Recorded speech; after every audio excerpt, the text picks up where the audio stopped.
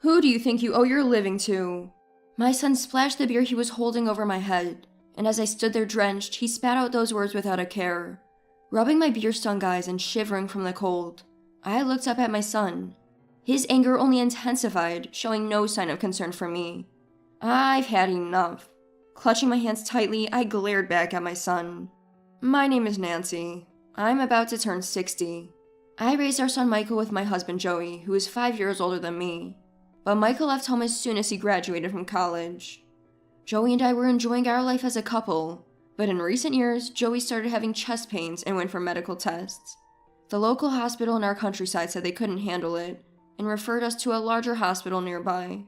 After seeing specialists there, it was decided that Joey needed to be treated at an even larger university hospital in the city. The doctors there said regular visits would be necessary for his treatment, and hospitalization might be needed depending on his condition. I worried because just getting to the university hospital required a 2-hour flight.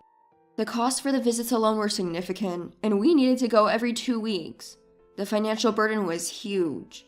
We considered moving, but city rent and living expenses were high. However, calculating the transportation costs of frequent visits, we concluded that moving would be cheaper in the long run. So we moved to a small apartment close to the university hospital. Life in the new place was tough. Even with our savings, the city rent was high. Joey, who had been working until then, was advised to rest, leaving me as the sole breadwinner. Finding a job was not easy at my age, but I managed to get a cashier's job at a supermarket and started supporting our household. One day, on our way back from a hospital visit, "Mom? Dad?" We heard a voice from behind and turned to see Michael, whom we hadn't seen in over 10 years. We had always lived a modest and peaceful life, but Michael had long been dissatisfied with it. When he got a job in a big city company, he said, "I'm finally getting out of here. I won't end up in this suffocating countryside, cutting ties with these poor folks. I'm never coming back, haha." And with those words of farewell, he left home and we lost contact with him. So it was a surprise to run into him after all these years. As I was at a loss for words, Joey suggested we go for a meal since it was lunchtime and we were all hungry. We went to a nearby family restaurant for the first time in a long while. While eating, we told Michael about our recent life. "Please let me live with you," he said. We were shocked by the sudden request, but then Michael explained.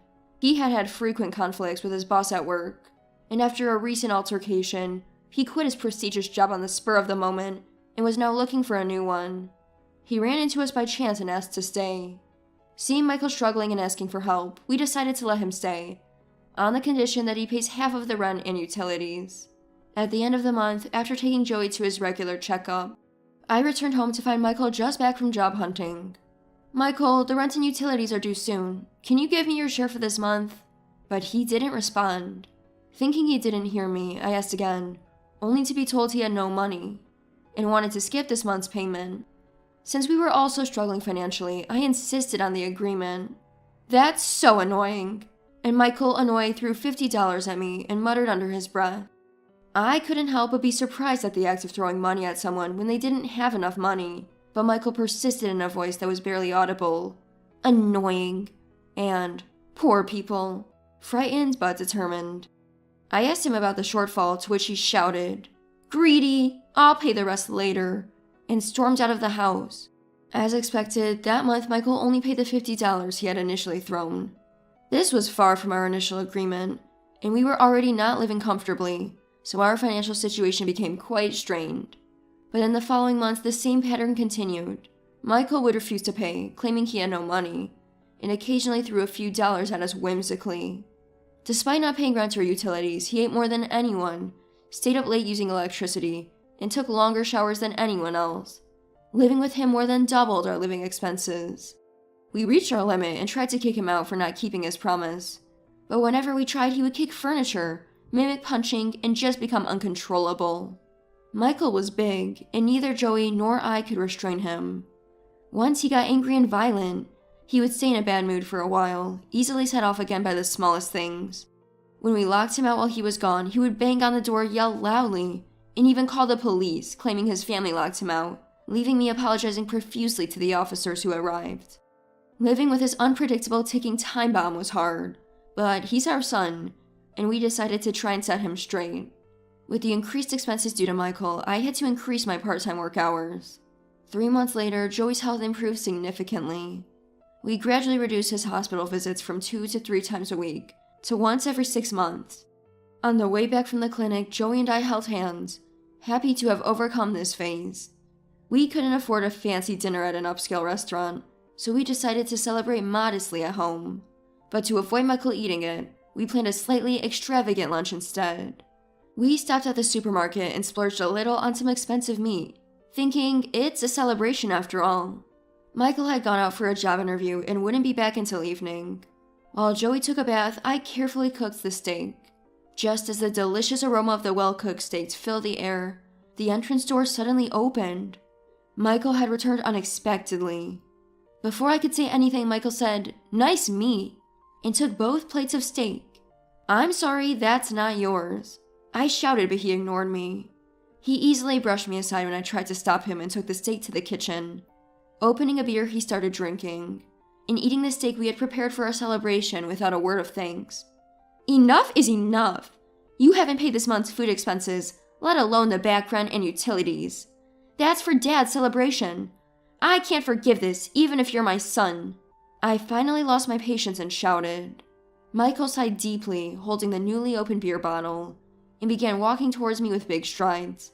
Expecting a punch, I raised my arms and closed my eyes, only to feel my head getting wet. Instead of hitting me, Michael had poured the beer over my head. "Who do you think is taking care of you? I'm the one looking after Dad during the day so you can work, right? I'm the one helping him shower. I'm working plenty, and yet you say it's not enough? You mean if I don't pay, I'm not contributing?" He yelled, arguing how much he had been helping us. As I opened my mouth to argue back, he smashed the empty beer bottle on the floor. The sound startling me, and he continued to yell without pause. "Money, money, money. All you think about is money, even though I'm taking care of you. I can't handle a greedy woman like that anymore, so just leave. You're unhappy because I'm not bringing in enough money, right? Then just go."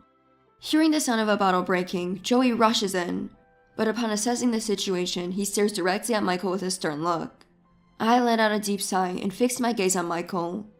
Even though he's my son, I can't take it anymore. "I understand. I'll leave by this weekend." At these words, Joey looked shocked and then hung his head deeply. Michael said, "You're staying another week?" he says in a troubled manner. He sounded annoyed and let out an exaggerated sigh before leaving the room without cleaning up, his footsteps echoing. I began cleaning up the broken beer bottle pieces, the wet clothes, and the floor. Joey joined in to help after a while. I couldn't help but sigh deeply, wondering how my son turned out this way. A week later, we were ready to leave the house. Having packed our belongings, the large items were already shipped, leaving only the small things. After Joey left the house first, I looked at Michael. He scoffed and shooed me away with his hand like I was an insect.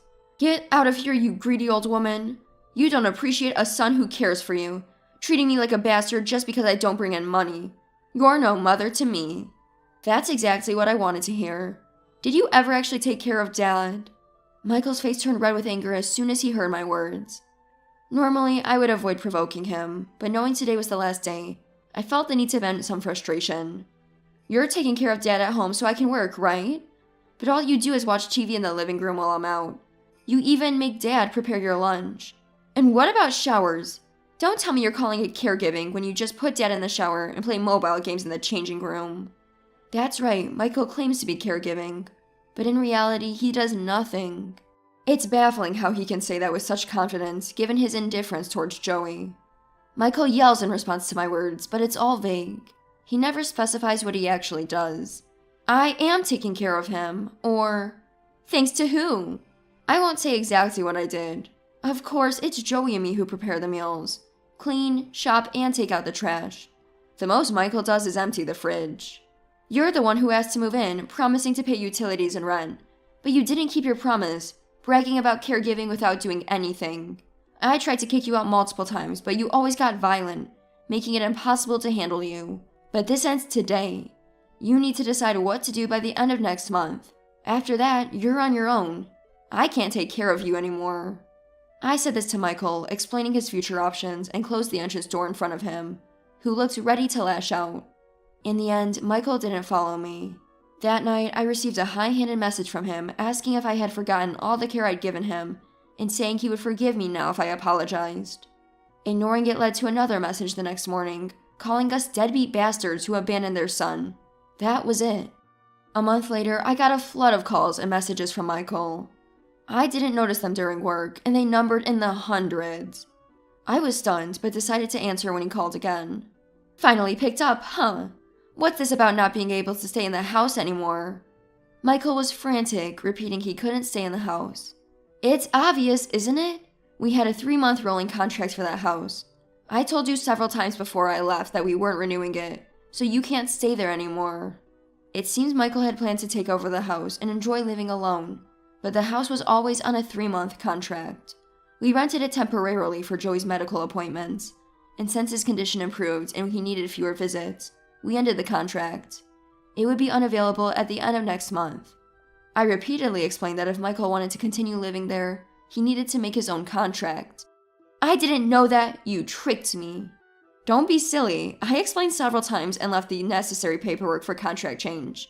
Anyway, if you want to stay, you need to make your own contract. Otherwise, you need to leave soon to avoid bothering the management company. I said this and ended the call while Michael was still ranting. Despite him being my son, it pained me to see things turn out this way. He was smart enough to get into a big company, so why did he behave like a tantrum-throwing child? 3 days later, I received a message that Michael had left the apartment without renewing the lease. Michael, who had not been job hunting as he claimed, had squandered the salary he saved from his previous job and couldn't afford rent, so he had no choice but to leave. Seeing a message that he was returning home, I panicked and called him. What? You sold the house? It's my childhood home. How could you do that without telling me? That house was too big for just the two of us.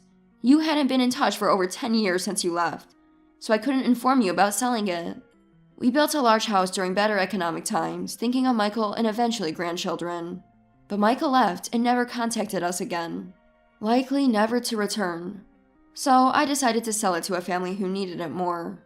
You should have told me when we were living together. Hey, give me the money from the sale. That's the house I would have inherited after you died, so I have a right to that money, right? Michael's absurd demands only added to my headache. Even if you say it's your inheritance, the house originally belonged to Joey, and now it belongs to another family. We have no intention of leaving anything for you anymore, so we haven't given you our new address and don't plan to. We're cutting ties with you.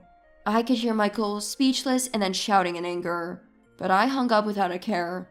Rubbing my aching forehead, I let out a deep sigh. Soon after, Michael was arrested.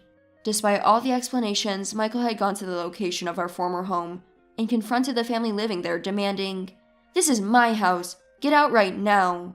He seemed to have yelled. I had warned the family about Michael, so they were prepared. They had secured their home and called the police as soon as he tried to force his way in.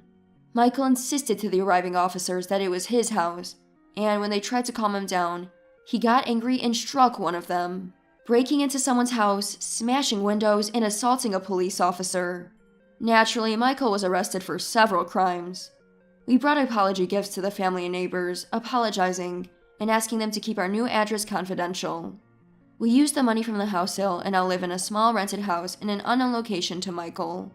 It's close to the hospital, with a large park and walking paths, perfect for walks. We plan to live peacefully and mind our health from now on.